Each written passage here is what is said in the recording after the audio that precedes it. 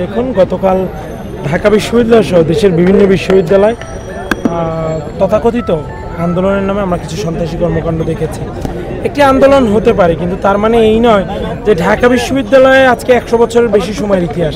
ঢাকা বিশ্ববিদ্যালয়ের ইতিহাসে এই ধরনের গতকালকে যেভাবে তারা আন্দোলনকারী নিজেদেরকে আখ্যা দিয়ে বিভিন্ন হলে হলে গিয়ে হামলা করেছে শিক্ষার্থীদের উপর, তার প্রতিরোধে কিন্তু শিক্ষার্থীরা হল থেকে বেরিয়ে এসেছে এবং ঢাকা বিশ্ববিদ্যালয়ের আশেপাশের বিভিন্ন এলাকা থেকেও সচেতন মানুষ এসে ঢাকা বিশ্ববিদ্যালয়ের শিক্ষার্থীদের পাশে দাঁড়িয়েছে। ঢাকা বিশ্ববিদ্যালয়ের শিক্ষার্থীরা কালকে যুগপৎভাবে বাংলাদেশ ছাত্রলীগের নেতাকর্মীদের সাথে এই সমস্ত হামলাকারীদেরকে প্রতিহত করেছে।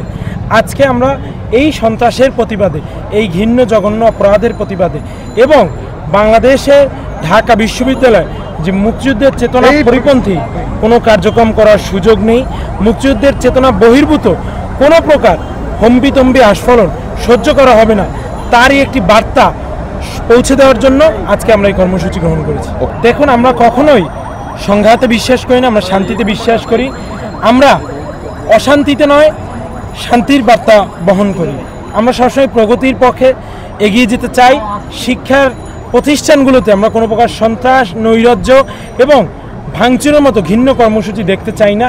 আমরা প্রত্যাশা করি সবাই সুষ্ঠু সুন্দরভাবে আমাদের মানবিক বিদ্যালয়গুলোর, মানবিক শিক্ষা প্রতিষ্ঠানগুলোর পরিবেশকে মানবিকতাই বজায় রাখবো।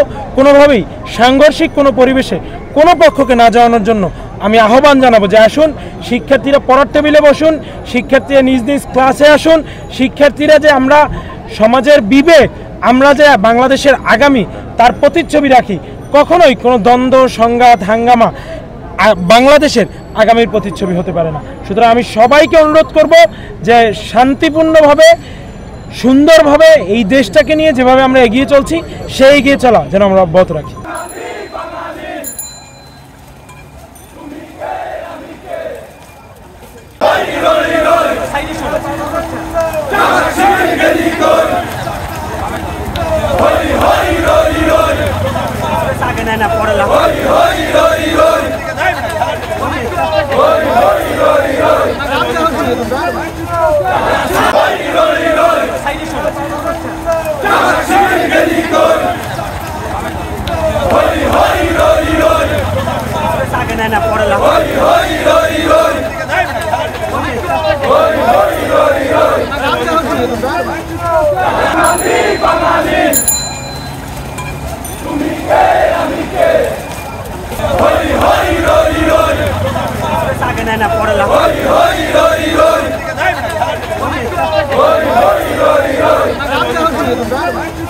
না